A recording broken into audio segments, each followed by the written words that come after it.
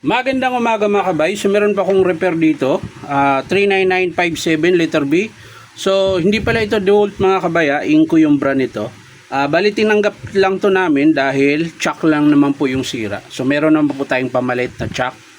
So bubuksan lang natin kung anong size nung sa may spindle niya. Pero syempre isasaksak muna natin.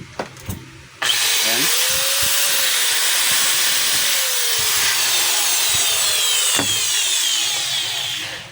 So gumagana siya mga kabay, chuck lang talaga ang problema. So buksan natin, sana malambot lang ito. Ayan o, lambot lang. Ayan. So pares lang naman yung butas sa spindle mga kabay. 1/2 by 1/2.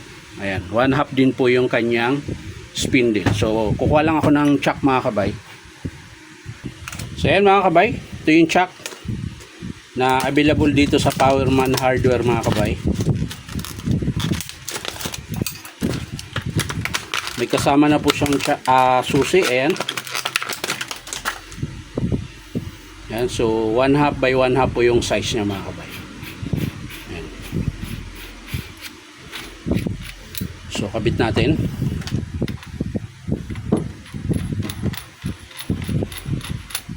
Ayan. Tapos paluin lang natin para humigpit.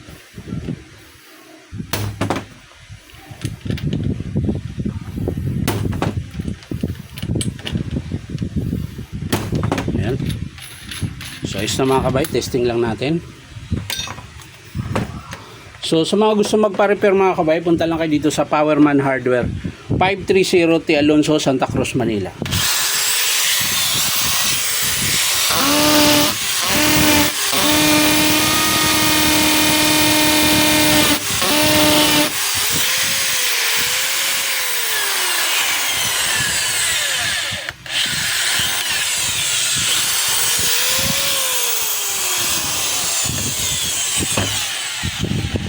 So ayan mga kabay, ayos na po.